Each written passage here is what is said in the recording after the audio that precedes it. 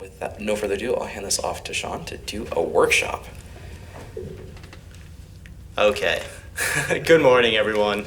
Sorry about the bit of a delay getting things started, but thank you for everyone for making it out this morning. This is, as you probably know, the Machine Learning for Text Analysis with Python workshop. My name is Sean Rogers. Just a little about myself. So I'm the assistant director for the new lab for computational social science and digital humanities at Northeastern. So we do a lot of work to support CSS and DH research through grant funding and through conducting our own research projects and just sort of trying to help skill building in the community in the greater Boston area and just sort of a global community. I'm also a PhD student at UVM in the Complex Systems program, where I'm a Mass Mutual Fellow and a Gun Fellow. It's an awesome group of folks, so thanks to everyone involved with that. So what's this workshop going to be about? We're essentially going to introduce text analysis concepts, introduce machine learning concepts. We're going to discuss feature engineering. We're going to discuss a bit about the ethics of machine learning and text analysis, and then I'm going to switch to a Google Colab notebook where you can sign in Google and execute the code, save the notebook, follow along, don't follow along, whatever you want to do. Essentially, my intention is for this notebook and these slides are very text heavy because I want people to be able to take these away as a tool to use and take forward with them if you're a novice at this type of thing. And everything was designed very beginner friendly, and there's actually a pre-workshop that I have delivered before with this workshop for folks who have never done anything with Python before. So with that, I'm gonna kick us off a little bit by talking about text analysis. So what is text analysis? So broadly, it's the art and science of gaining meaning from text.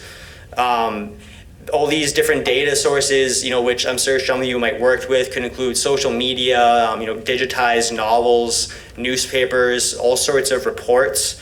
Researchers use textual data, people in industry use textual data, folks everywhere are using these kinds of novel methods, to gain insight into the things that they want to look at involving text.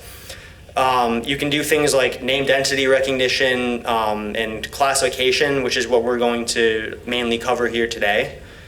So why do you want to do text analysis? Well, one, it allows researchers to examine themes and textual data in a much broader way than if you're just doing sort of eyeballing qualitative research. And then we can also gain insights into people's mood and behavior on things like social media, using things like sentiment analysis. Again, this benefit is that we can apply to large data sets. So instead of sitting there reading, 10,000 different documents, you can train a model to analyze these 10,000 documents. So a few key terms and concepts here. So a corpus, it's directly from the Latin word for body. So it just essentially means the body of text that you're using for your project. So that could be, a series of books, a single report, whatever that sort of, that spectrum you're working with is. Normalization, it's essentially just converting text to a uniform format. In natural language processing, we do things like, remove characters, lowercase text, and all this kind of stuff to pre-process it for our models, and that's what that process is called. Stemming, it's this process of removing prefixes and suffixes for a word. It's compared to lemmatization, it's a bit of a it's a less intelligent method, meaning not that you're less intelligent if you use it, but the method itself is less sophisticated. So lemmatization really takes in the context of the word before altering it, versus stemming just kind of hacks off the beginning or end. And you can sort of see here with the examples how dogs remains dogs is lemmatization because that is, the plurality of the word has a meaning, but in stemming, dogs becomes dog, which, it may not seem significant, but at scale, these sorts of like small changes can really add up over the spectrum of your training your model. And there's things like n-grams. So, and n is just, a stand-in for a numeral. So you can break down a sentence into 1 grams or 2 grams, as we see here. And this is important because these sorts of phrases could end up being indicative of a signal to a certain class in your data. And then for vectorization, essentially we're creating a numerical representation of these text tokens so that our models can understand these numbers, versus just versus passing them the characters, which they're not going to be able to understand. And then the kind of vectorization we use here is term frequency, inverse document frequency, which essentially just tells you how important a term is to a single record relative to how important it is across other records in the body as a whole. So what about machine learning? So machine learning is, essentially an ensemble of tools for developing algorithms and statistical models that allow systems to learn from data without being explicitly programmed. As I'm sure, most of you know, it's a subset of AI. Oops, I went back, my bad. So why do we want to use machine learning? So the biggest sort of motivator for me and for a lot of people is the reduction of human labor and time to result. You can get a lot done a lot faster and, at a similar or greater level of accuracy for a lot of different tasks. That's not going to hold true 100% of the time, but for a lot of different tasks, we can increase the accuracy, probably reduce bias if we do things right, and there's extensive scientific provenance and reporting on all these different modules. So it's a very effective way of sort of scaling that human brain paradigm. So algorithm defines set of rules and processes to enable data processing. We're going to cover basic classical machine learning. And I'm going to talk a little about random forest and linear SVM later. And I'm talking about a model that's just our data plus our algorithm. So it's an algorithm trained on data that we have given it and curated, and it's at least a somewhat intelligent system. Training is that process of teaching the model how to learn using labeled data.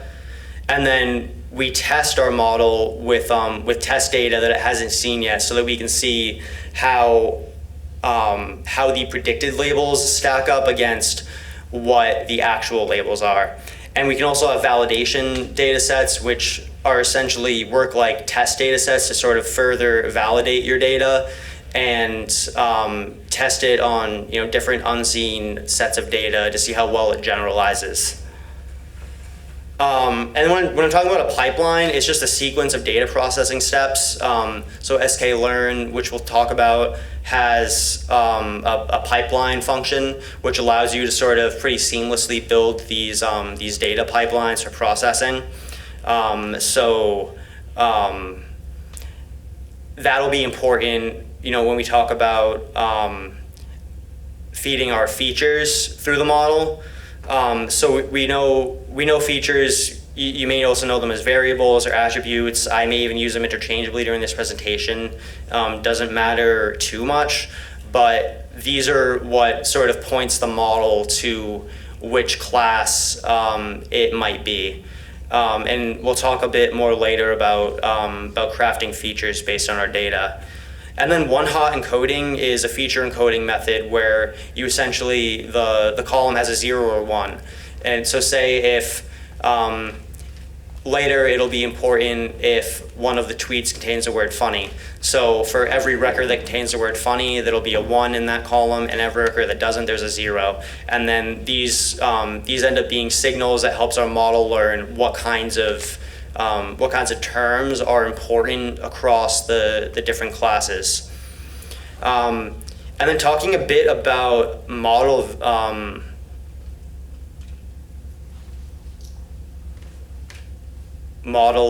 evaluation. So cross-validation. We use cross-validation to further, see how our model might generalize. So cross-validation essentially divides your training data into different iterations, and then your model is then, trained over different samples. So then instead of, just having one set of training data or different iterations of data to test your model on, you have different sets. So it's not just overfit. It helps reduce overfitting, so it's not just getting stuck on the very specific examples that could have occurred as a result of the randomness in your splitting process. And then accuracy is a common metric you'll hear about when we talk about machine learning. It's just the ratio of correctly predicted instances to the total instances. And then precision. Precision essentially quantifies the accuracy of positive predictions, and it is essentially the ratio of true positives to the sum of true positives and false positives. So it assesses how well your model performed in identifying these positive in identifying these true positives.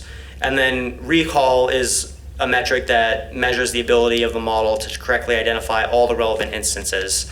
And then that is a bit different, and it's the ratio of the true positives to the sum of the true positives and false negatives. So there is a sort of a trade-off between these two metrics.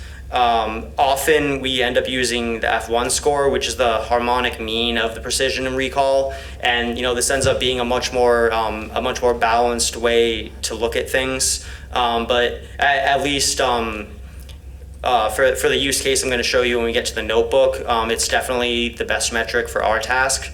So we'll mainly focus on that when we get there. And then there's the different kinds of machine learning. Supervised learning is guided by labeled data that's curated to generalize to external data. So, and then semi-supervised learning is guided by labeled data, which is then used to pseudo-label data, which is exactly what I'm going to show you all how to do today. And then unsupervised learning, things like topic modeling and clustering.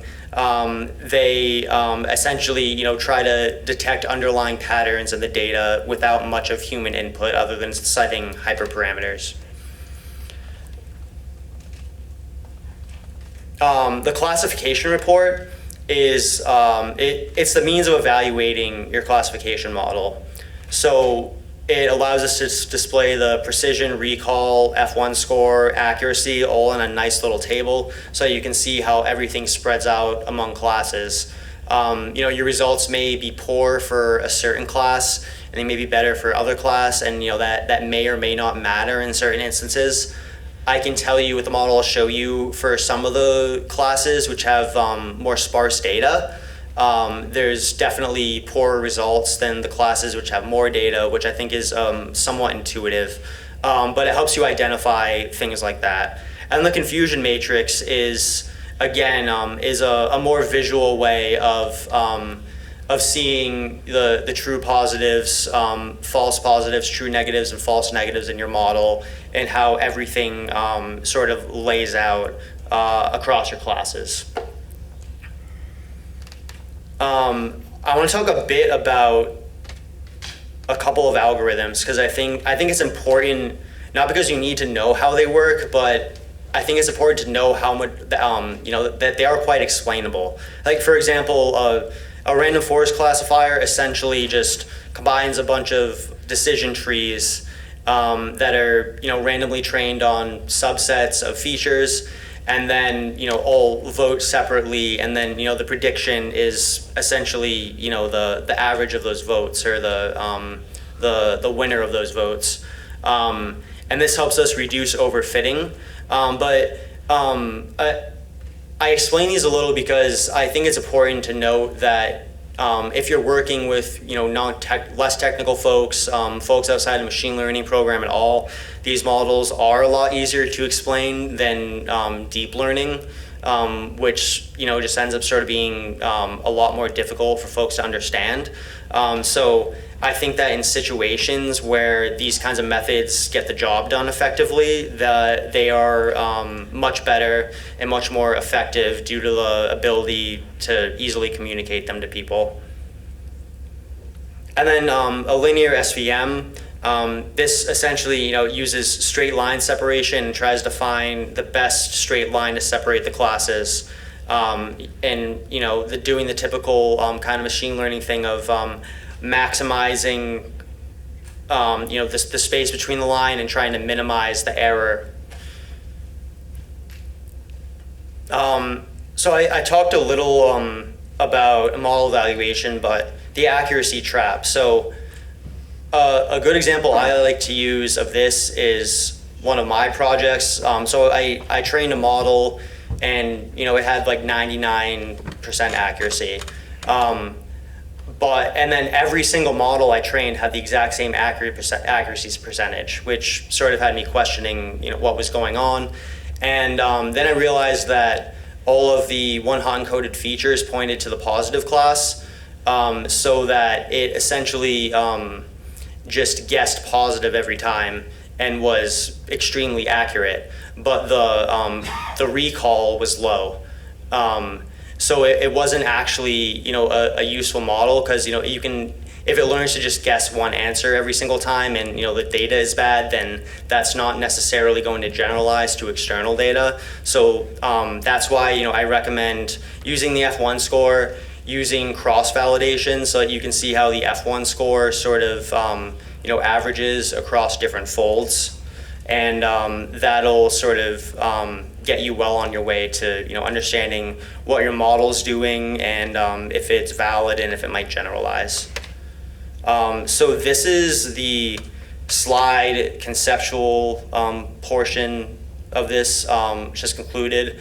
Any questions before I move to the notebook? I usually stop in between these sets, but I'm not running the microphone this time, so I figured I'd wait till the end. But anybody has anything right now, I'm more than happy to answer before we jump to the notebook.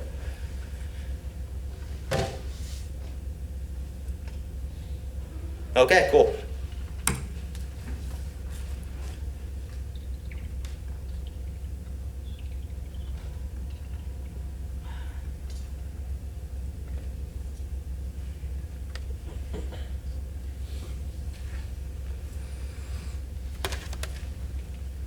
You guys see that okay? How about that in the back? Cool. Okay, if you want to follow along, this link is the link. So this is the notebook portion of the workshop. So I'm just gonna jump in. This is developed by myself and a couple of our graduate students at Northeastern. We have the Digital Integration Teaching Initiative, which is, we basically put graduate students who know how to program into undergraduate classes with students that probably don't know how to program, and we help them do digital projects by offering modules on skills like this, and other sorts of kinds of skill sets. So first thing that we're doing is, and don't be afraid of all this text. Again, this is for people who are using this after we leave. I'm not just gonna sit here and read all this, so don't be afraid of that. There's a bunch of functions in Python, a bunch of libraries that we're using. So we're using the contractions module, which helps us expand the contractions. we're using Demoji, which is a module that helps handle emojis, but here we're using it to remove emojis from our text. And then we use a couple of NLTK modules. If you don't know, NLTK is a natural language toolkit, and it's a very popular Python module for working with textual data, both within and not using machine learning. And then we import stop words and the word tokenizer and the lemmatizer from NLTK. And this will help us, remove the words that aren't going to help us with semantic meaning, like the and make these words into tokens, which we can then lemmatize, because we lemmatize because it's better than stemming, and it's a more intelligent method. Oops, it's a little clunky.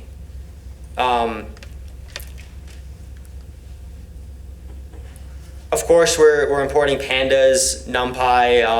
We're using scikit-learn as well. I'm not gonna. We talked about a lot of these in the slide portion. So you'll recognize our confusion matrix function.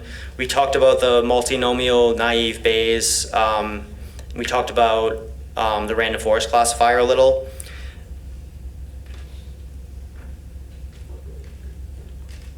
Okay, so first step, we are using, so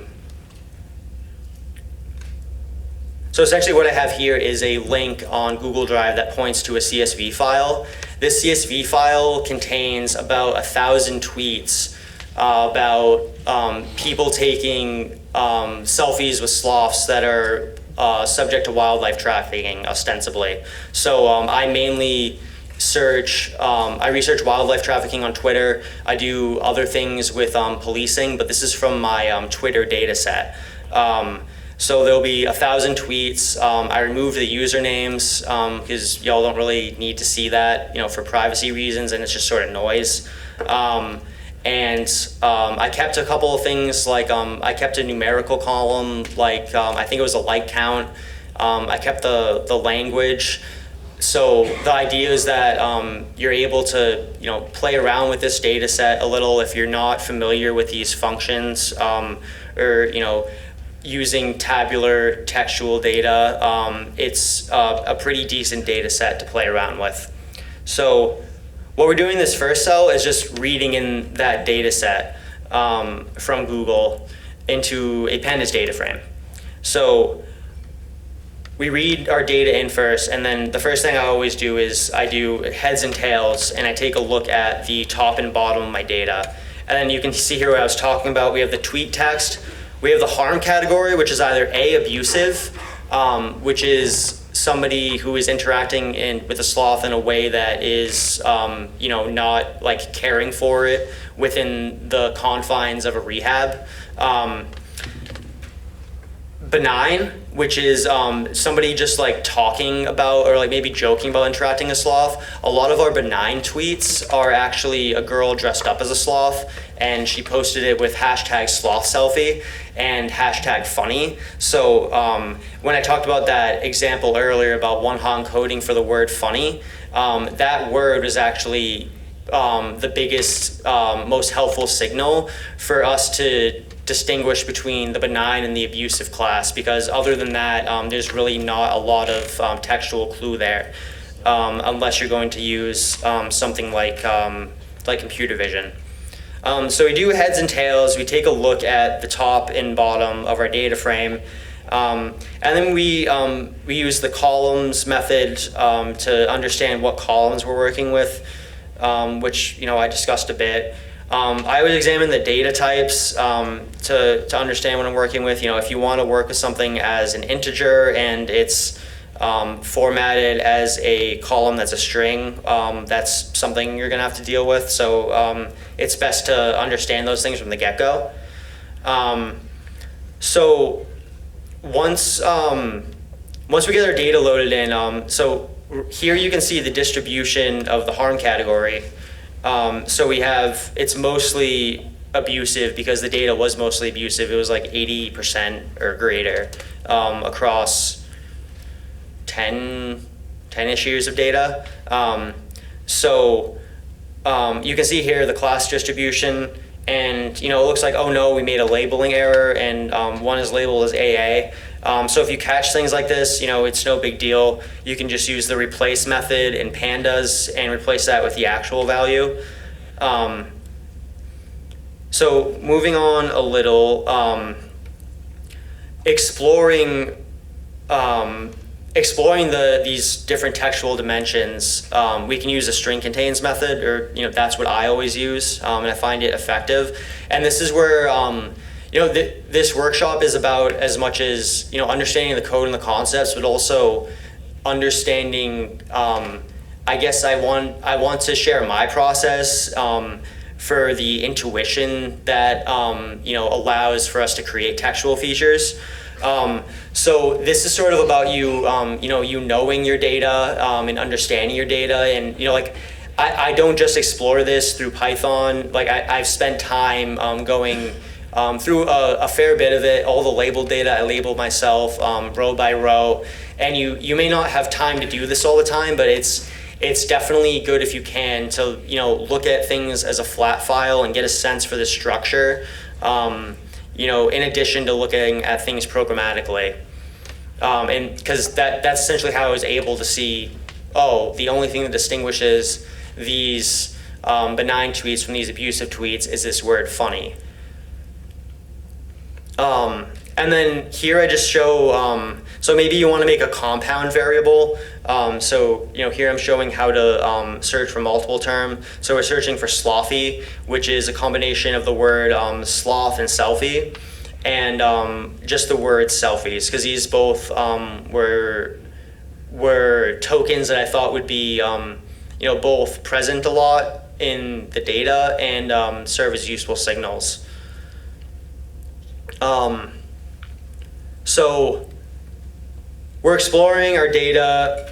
Now we have, at this point in your project, say you have a good idea of what the textual features are. So we need to execute the feature engineering and the one-hot encoding we're talking about.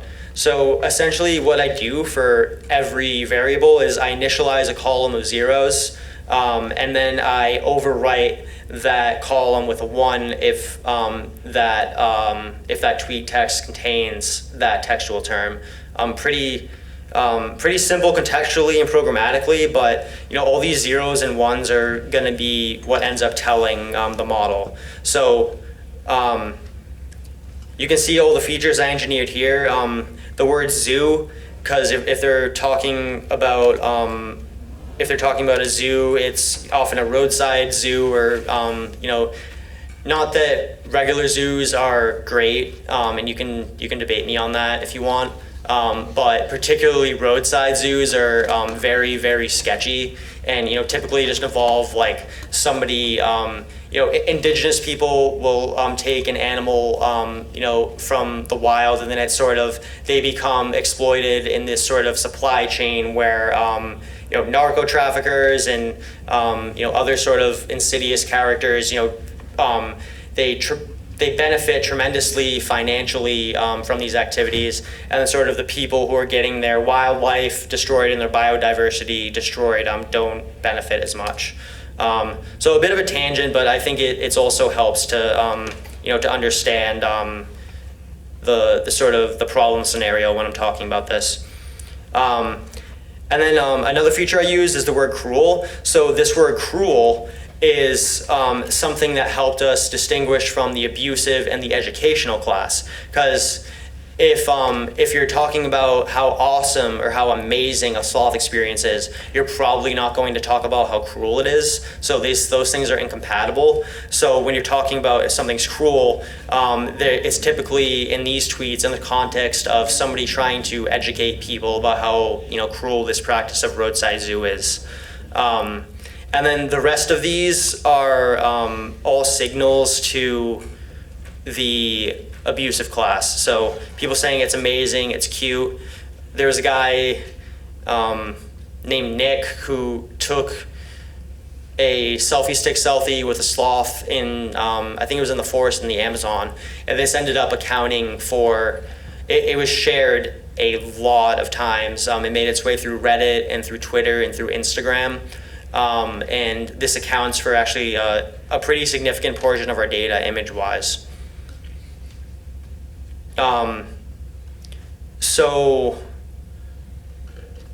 I'm going to talk a bit about our pre-processing pipeline.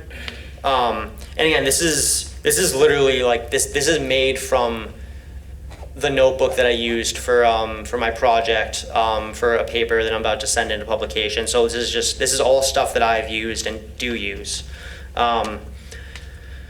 So we're setting our stop words, we're setting our lematizer, saying which set we want to use and which lematizer. And then these are a bunch of functions. So I first make a function to fix contractions, and by fix them, it just expands them into the normal words. And then this helps our lematizer not make things come out so gibberishy. We use the RE package to remove usernames and links, because the retweet isn't exactly helping us in this scenario, although it might. I mean, you could have a scenario where something being a retweet is indicative of your class, so maybe you want to preserve this. So when I'm removing certain characters, as a general rule, like you probably do want to remove these things, but that doesn't mean that in 100% of the time, like these are general rules, they're not explicit rules. So whatever your use case is, whatever your scenario is, and whatever you think might be a signal to your classes, I recommend retaining those, when you're doing this processing, so that it'll help your model learn. And then we talked about demoji, and this function just takes this. It essentially takes a sentence, takes their emoji out, replaces it with a non-character. We also use list comprehension to remove punctuation, and then again we're removing those stop words and is the because these just aren't contributing a lot to our semantic meaning. And this final function we lemmatize, which I've talked about a couple times, is quite important. So bringing these all together, I have my pre-process function, which I've used on several different sets of tweets. So and I'll share all this after, but theoretically, if you have the packages downloaded and the first column with the right name, you should be able to run this on a column of tweets with a tweet text and just sort of chug it along through this pipeline. So we make this pre-process function by combining all of those functions in an order that makes sense. You might have to do things a little differently depending on the structure of your data, which, I mean, that's like half the battle, right? I mean, doing things differently depending on the structure of your data. So while I can't promise that this is evergreen, it's pretty like I'd say it's like a multi-tool that you can use for different things and sort of customize. So then I just printed out all of these processing steps because I wanted everybody to sort of get the chance to see what it looks like for a certain sentence to go through this explicit pipeline, where you can see the emojis drop out. And I didn't use this as a feature, but maybe if I was making this model again, like you can see all these baby bottle emojis and these like little sloth emojis, and this is an example of abusive tweet. So like maybe in the future, if I was making a different model, those would be another signal I could use an abusive tweet. So there's different ways that you can point to things. So be creative and don't be afraid to sort of dig into it and see what your data is telling you. So we've now feature engineered We pre-processed. We kind of understand a bit about the context of the data. What I'm going to do now is partition our labeled and unlabeled data. Again, this is data that I labeled myself.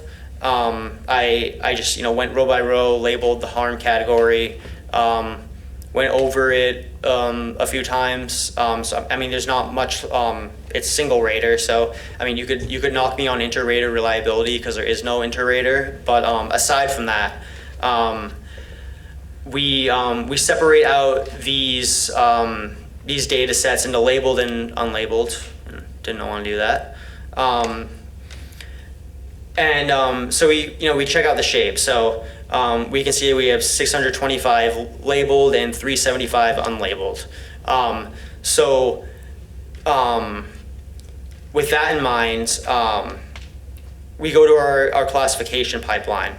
So we're initializing X, which is going to be our features, and Y, which is going to be the target category.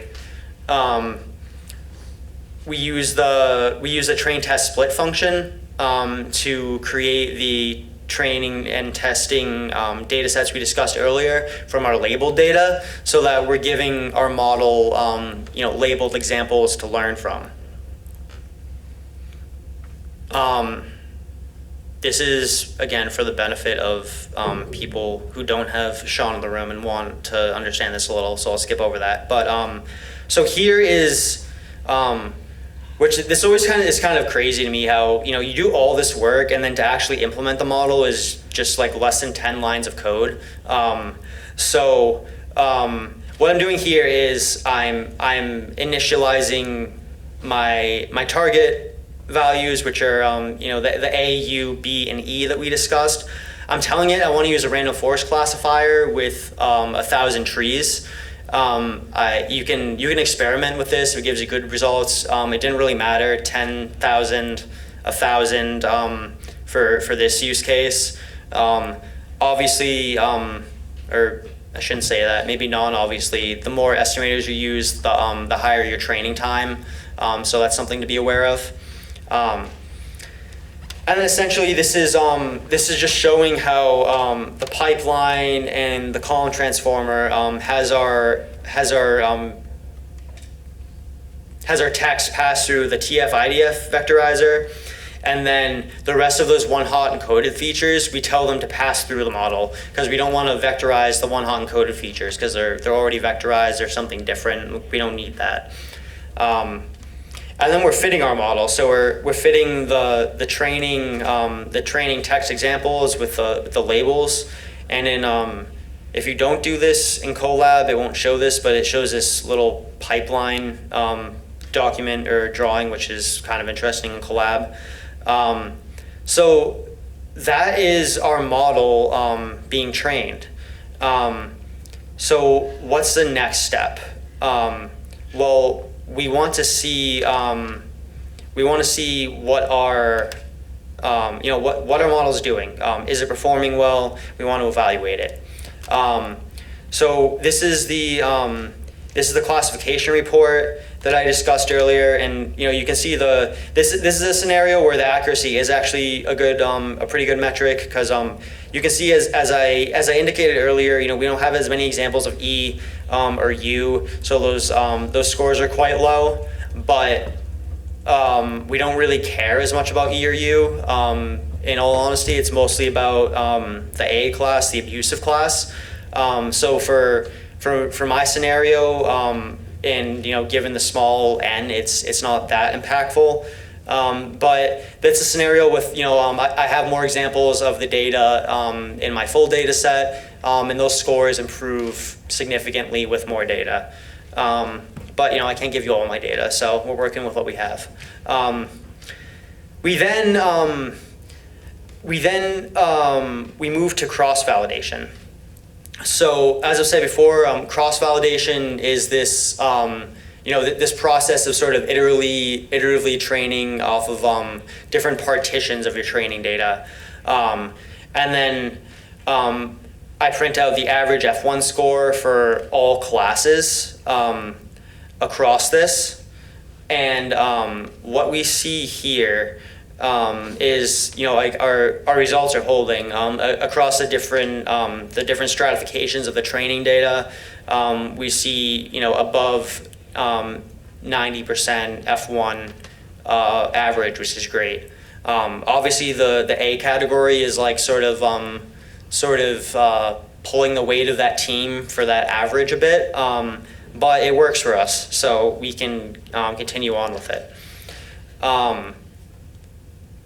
And what I discussed earlier, this confusion matrix, this is a great way to, let's see if I can make it a little smaller for me. Okay, so this is a great way to visually evaluate your model. And you can see right here, it's the one axis is the predicted value, and then the other axis is the actual label from our training data. So you can see that, like right here, 141 were actually abusive and were predicted to be abusive. So those are our true positives for that class. And in a scenario like this, it's kind of, it's not as fruitful to examine it because, it's such a high performing model. But, in other scenarios, this will be super useful for you to say, okay, maybe 10 tweets were misclassified as B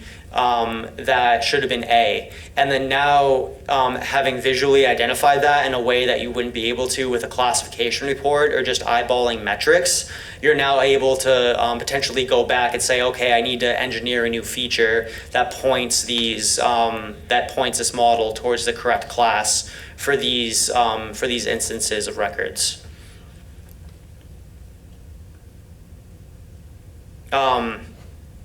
So we have our model trained, features are engineered, the text is all processed. And the whole point of this, let's not forget, is to label our unlabeled data. So like essentially the point of this is, for me, was I pulled 20,000 tweets about sloth selfies. Take me forever to label all those. So instead, I label 1,000 and make a model that can then, extend that mental map that I have of those classes, programmatically using machine learning and extend that. So here, we're setting the harm category of the unlabeled data frame to be the result of the predictions of our model, and then we can see now after that, having no harm category, that we now have all the predictions for our unlabeled data.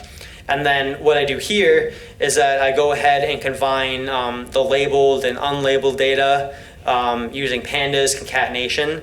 And we now have our whole 1,000 row data set pseudo-labeled. So now this is a copy that can be analyzed as a data set, for your project for work, your paper for school, whatever you want to do. Essentially, this is, I make these materials open to anybody after this, and this stuff is published online. I want this to be usable and as usable as possible. So theoretically, it's not going to take you 10 minutes, but you can point it towards your data, probably change some variable names, reuse a lot of the code, engineer your own features, and then sort of get started with a project like this if you see a need or an interest in this. And the same goes with the slides.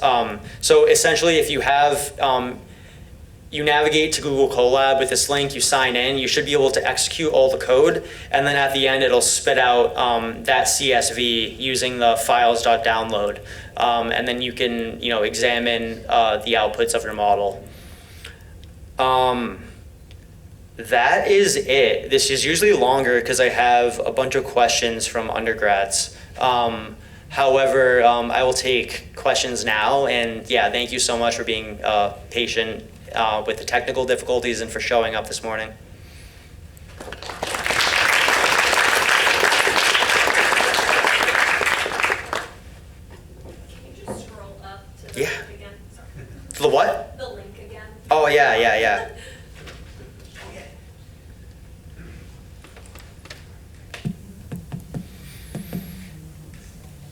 Hey, this was really great. I really appreciate all this and sharing all this open. It's amazing. I'm excited to look at it.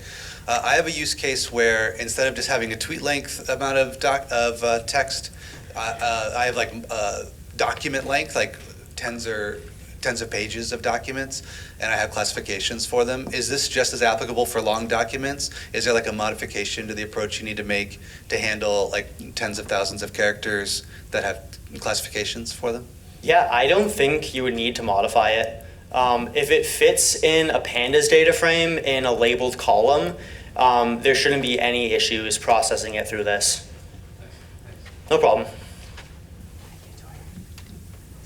Hi, I have a question and it's just a comment. So first, the question I had, because you're working on international wildlife trafficking tweets, I was wondering, do you have any advice for people who might be working on an international context and dealing with language and different ways of using even the same language across different countries? And secondly, I just wanted to thank you for the work that you do making this really accessible for beginners, because it really was, when I started working on it with pandas data, it was a slog. So I appreciate what you do. Thank you. So for that's a really good question. A lot of people in my lab end up with sort of like multilingual workflows, and there's some sort of multilingual elements to this. So for my use case, it was sort of it wasn't Spanish and English, but I'm just gonna say Spanglish anyway. But it was a bunch of mixed languages. Like people will text in Japanese characters, and it'll be like sloth selfie. So I think that if you have a scenario where you have sort of like mixed case, but your model still forms effectively, then I would say I wouldn't bother so much with translating, at least in my experience. But if you're working, with like a lot of, different language data, even though it's unideal and can kind of be, a little bit sus sometimes, then I would probably recommend running it through the Google Translate API if the non-English text is, really like the meaningful body of your text. So you talked a little bit at the beginning about using SVMs and SVCs, and I was wondering if you could talk a little bit more about cases where you found those models to be more valuable than your decision trees, and particularly, right, are you using like a polynomial kernel or something like that to move away from a linear kernel in a multi-class environment? Yeah, so honestly, I tried I must have tried like 7 different models, and then the random forest ended up being better. I don't believe, and I'm not saying that like a random forest classifier is, like the end all be all. I don't think I've really come across a scenario where it's outperformed by another one. And that's in my, like N of like, less than 5, situations I can think of. But no, that's a great question. It's just not really, it just doesn't really hold with, what I've been working on lately. And that was kind of where I was going, right? We typically use decision tree-based models, and particularly for imbalanced data like that. Right? Yes. Does really well. Yeah, it does. And it's like, if you're explaining, to like, especially to decision makers, and like that's, because that's always what I think of is, I want to be able to explain to my mom, like how something works. So if you can do that, then, you're probably in like a really good, standpoint to be able to explain to non-technical or less technical stakeholders. But yeah, thank you for the question. So maybe this is discounted by what you just said and your desire for explainability, but if you tried just using a foundation model, LLM, and asking it to classify each of these without going through all this feature engineering and training your own model? Yeah, I probably could have. This is a project, this is a pre-LLM project, in the sense of so I wasn't even, I started this in 2021 where I was just learning how to program. So this was my attempt to sort of backtrack and allow people to use these more explainable methods. But yeah, I'm sure you could, with some fine tuning, you could probably fine tune an LLM, and that's sort of with another project is going to be what I'm moving towards there, and also in trying to sort of compare and see how the performance is with LLMs versus these more classical machine learning methods. So yeah, that's a great point.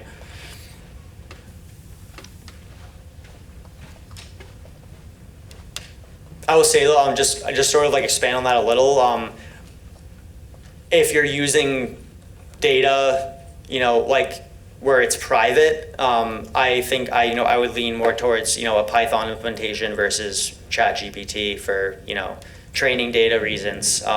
So I think that's like another benefit of these kinds of models versus using LLMs, which are great and they're awesome and powerful, but just may not always be the right tool. Thanks, Sean. This is great. I've built pipelines like this, and I've been watching my son actually do similar stuff using LLMs in the past couple of weeks, and we've been talking about, like, well, did you try this? Did you try that? And he's like, he's like putting in hundreds of queries. And one advantage of this, I think, is that it's really reproducible. But my question is actually about the classes. And so we didn't talk a lot about how you got your sort of is harmful types of classes. So we're using, before you started this part and you were labeling your data set, could you talk a little bit to either the rubric you used to come up with your classes, or if you used unsupervised learning or some kind of topic modeling to try to understand the number of things that were present, or was this driven by the strategy of your, sort of purpose in doing the project in the first place, identifying certain types of, characteristics? So I'd love to hear more about how. No, great question.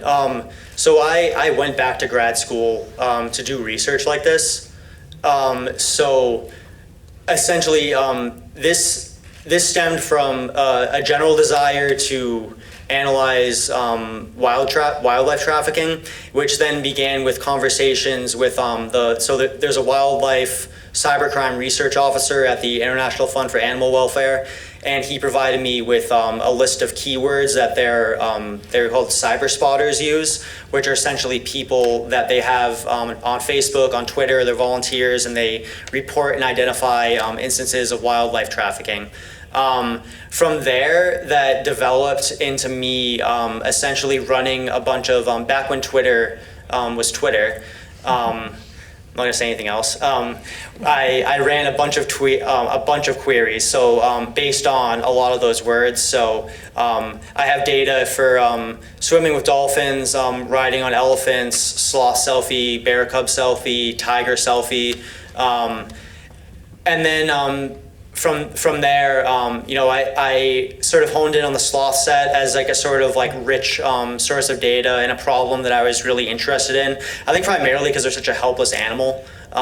So that sort of piqued my interest. And then from there, going through the tweets, it became clear, and I started I'm a social scientist. My undergraduate and master's degree are in social science before I started my PhD. So I come from the point of looking through a spreadsheet and making a code book essentially, and saying,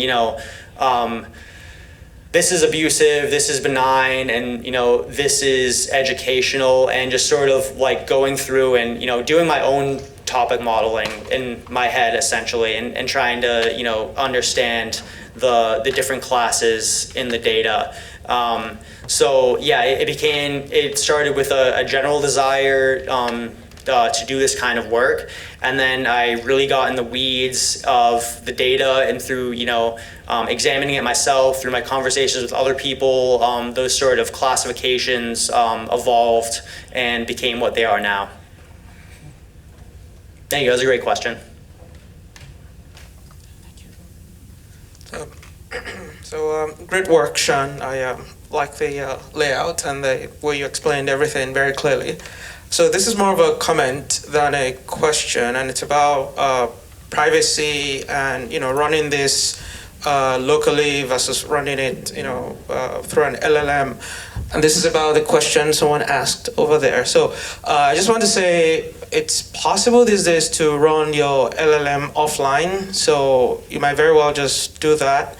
Now, I admit that might require some heavy machinery, but then again, recently I heard about, so caveat, I haven't tried it myself and I intend to try it. There's a tool or an LLM called Ollama. I don't know if anyone here is aware of it. So yeah, that can run on a commodity machine, like your desktop machine at home. So I heard. I haven't tried it myself, but I'll try it. So I'm just saying there might be ways to take this even further, run it through an LLM locally, and then not have to worry about privacy. And the VSCC these days has an offline LLM. So the VSCC is this massive compute system that UVM and a number of other institutions have access to. So that runs an offline LLM these days too. So I'm just saying, maybe for future workshop, for example, you might want to look into that. Yeah, for sure. And that's a great point. That's so sort of my I'm going to make an R version of this workshop, and then I want to expand this to essentially be the same thing, but with BERT and TensorFlow and LLM. So yeah, that's a great comment, and that's definitely something on my horizon. Thank you.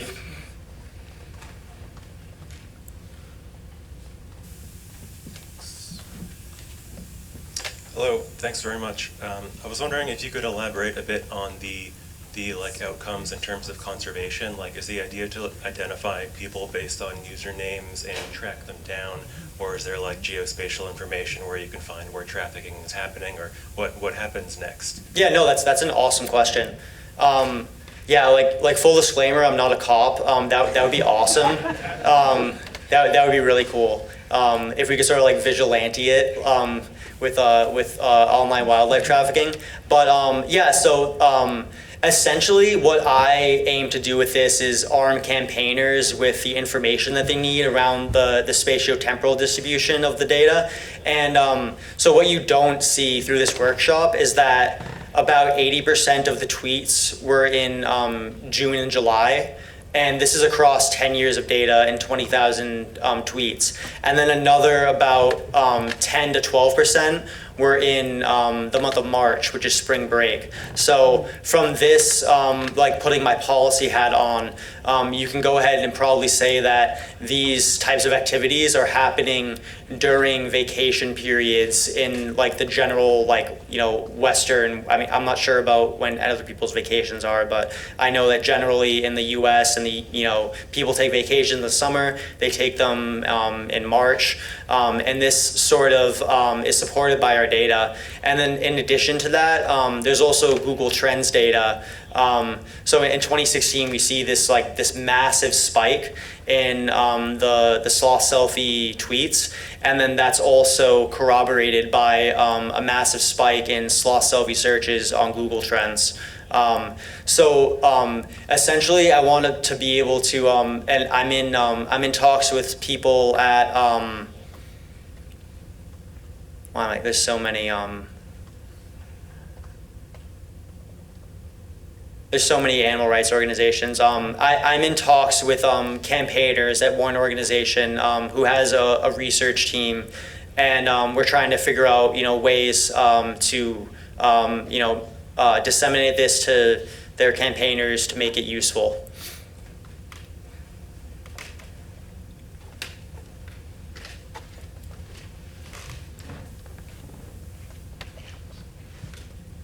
Thanks again for this very nice tutorial.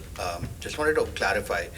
So you said you do this with undergrads, and so is there like a similar session before this where they learn like the basics of Python and then get to it? Yep. Okay. I was just wondering which part of this learning curve is the steepest for someone who is completely new. Is it just the mechanics of Python, or is it the concepts of machine learning? I think it's Python. I think it's just like, and just thinking it back for me, because I started doing this like in 2021, and it's just, I think a lot of people, they just look at code and they see terror in a way that some people can't understand and others do.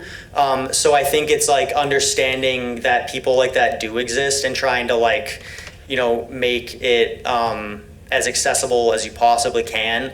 And I try to use analogies to and relate things so that people will have a more colloquial friendly way of understanding technical jargon. But yeah, I really think it's the programming, and I think the NLP and machine learning concepts, it's not easy, but they're concepts. I think a lot of people can learn definitions and find that a lot easier than the coding. So I think that's where a lot of people get hung up a bit. Got it, thanks.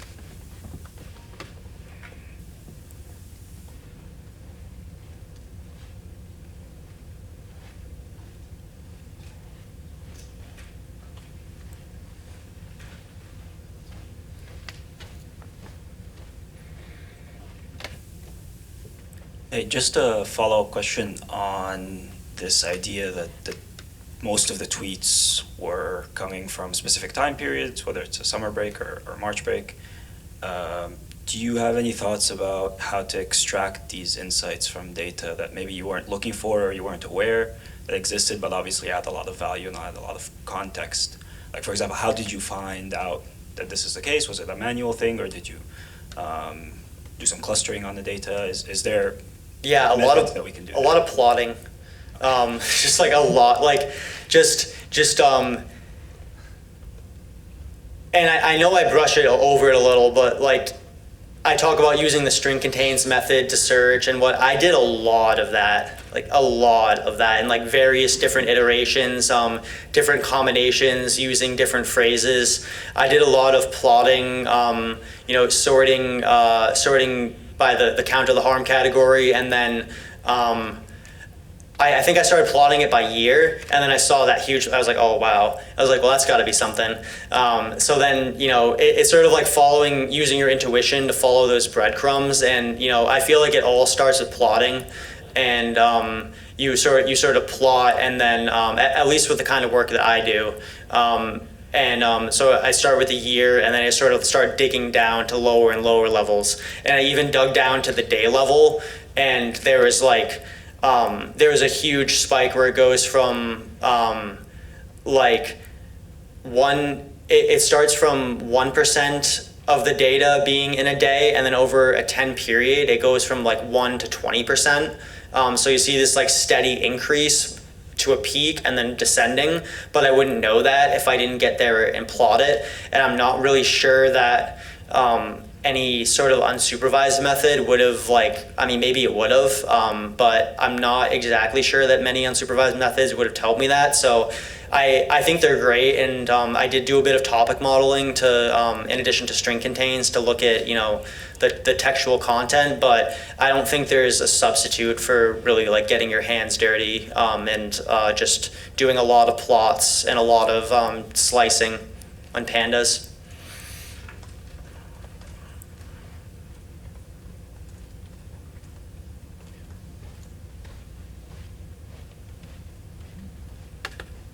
Okay, thank you, everybody. Those are awesome questions, and I appreciate you, being an awesome audience, letting me share this with you. So I hope you enjoy the rest of the conference.